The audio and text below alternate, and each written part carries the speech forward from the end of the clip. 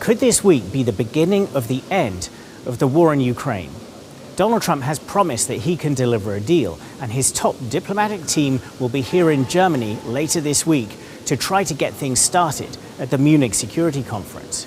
We've been talking to the head of the conference to try to get a sense of what to expect. Christoph Heusgen, thanks for making time for us today. So why is this weekend so important? Munich Security Conference has always been important, we believe, but this year, of course, it's extremely important. There are so many conflicts going on. We have the Russian aggression against Ukraine still ongoing, but at the same time, there seems to be some movement. There are discussions about possible talks, and we wonder perhaps that Munich can serve to bring this a bit forward. Yeah, I mean, Munich has been at the center of the Ukraine war story from the very beginning. The invasion in 2022 began just days after the conference. Are there things that Donald Trump can do that Joe Biden could not do to really change the dynamic now? Well, I think that everybody around the globe witnesses that Trump is doing things out of the box. And my impression is that also the Kremlin is kind of nervous about what may happen.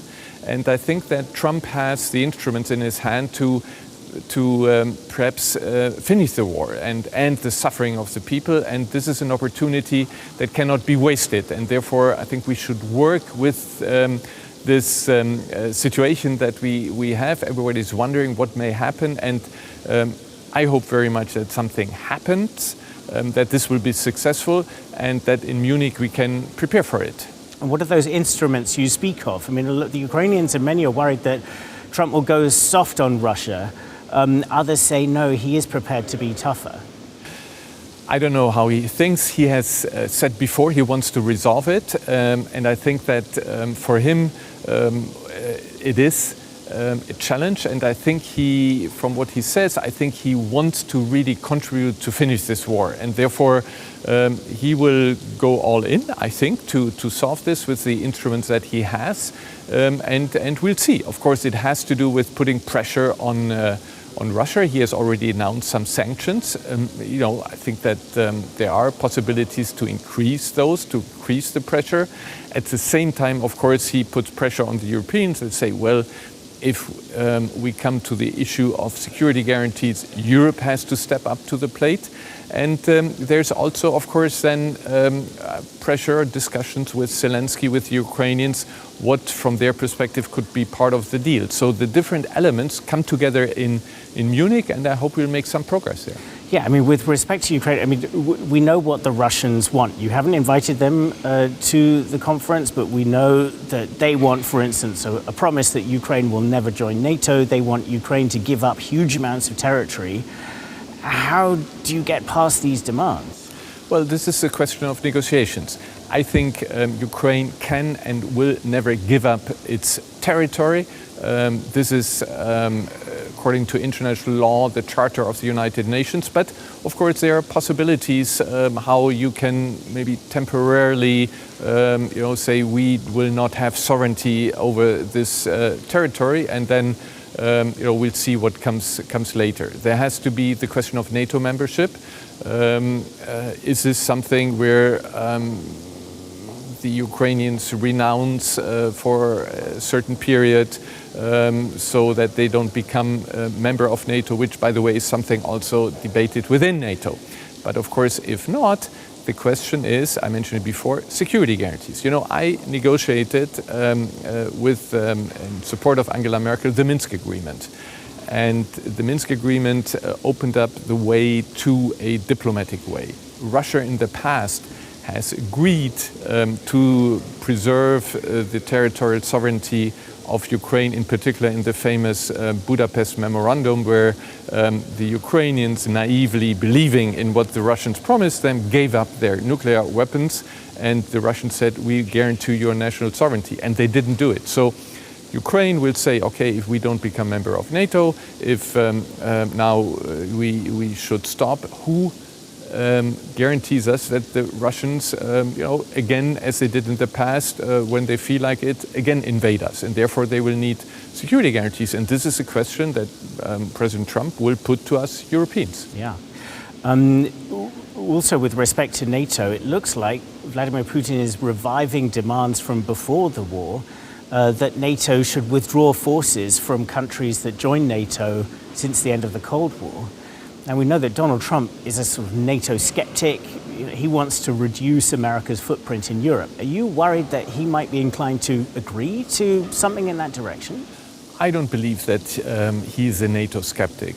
He went to the summits, and I think he believes in NATO.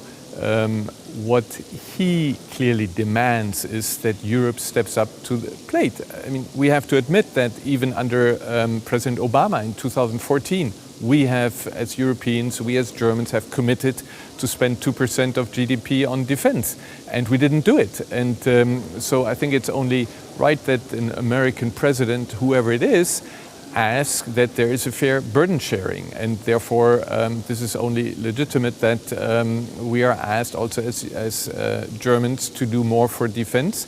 But I don't see that he will throw the Baltic countries under the bus. Quite the contrary, I think he's very committed to the security of NATO members. Now, I mean, you point to this. The Europeans are worried that all of these negotiations could just happen over their heads, but they really need to bring something to the table in that case. On the one hand, there is this issue of military spending, but also there's the question of how to keep the peace within Ukraine after a potential ceasefire. There's been a debate here in Germany and elsewhere in Europe. You know, should the Europeans take the lead on a force, a large military force to keep the peace in Ukraine after a ceasefire? I cannot go into details. I'm no longer in government. I can only say that it is important that we take the Russian threat seriously. This is why this government has now committed to put a brigade into Lithuania, for instance, and to prevent a Russian aggression on Lithuania. Now, with regard to Ukraine, yes, there has to be a European participation in whatever security architecture is foreseen. Now, many people say, well, we cannot imagine doing this, and should we do this? Can I only remind people that we have already done it, because part of the Minsk agreement was the OSCE observer troop, where also Germans participated in and had the deputy head of mission. So the idea of putting Europeans, Germans as part of a security force, observer force, whatever, is something that has already happened, but it has to be debated. What nature should that be? How many? How should it be organized? Should it be part of a UN mission, OSCE mission, EU, NATO, whatever? This has to be discussed. Look, Ukraine is such a big focus this year. We've been talking about it completely until now. But there are so many other significant crises in the world. For instance, Sudan. This is described often as the worst humanitarian crisis in the world. You've said today that it will feature in the conference, but it barely gets a mention in the report, the pre-conference report that's just been published. Are you alive to the risk of major crises getting crowded out by this very transatlantic Western focus? No, I've been, since I arrived at the Munich Security Conference, this has been for me very important that we put the focus on other conflicts. I mean, nobody knew anything about Haiti until I put it on the agenda, and we do it again. Sudan, very high on the agenda. We have the president of the International Committee of the Red Cross here. We'll put it on the agenda. We'll hope to have a minister from Sudan.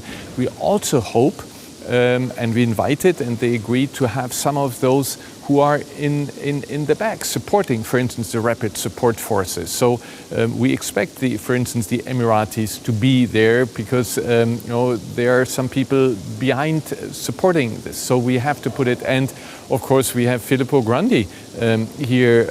He also participates in our kickoff, and of course in this debate, because he is the one who looks after the millions of refugees. And when you look at Sudan, we are about at 10 million refugees right now, and this is of course a concern, and we put it very high on the agenda of our kickoff today in Berlin, but also at the conference. And just a final word, an emerging crisis in DRC, will that also feature? Yes, we will have that on the agenda. We hope to have a minister from the DRC We hope also to have somebody from Rwanda there, but in any case, we'll put it on the agenda. What is happening there also is, when you look at the humanitarian issue, is horrible. We invited also, I don't know if he comes, Dr. Mukwege, who won the Peace Nobel Prize from DRC, who for years has put fingers on the humanitarian crisis in his country. So it will be on our agenda. Christoph Heusgen, thanks for speaking to DW. We'll be there in Munich this weekend. Looking forward to seeing you there. Thank you.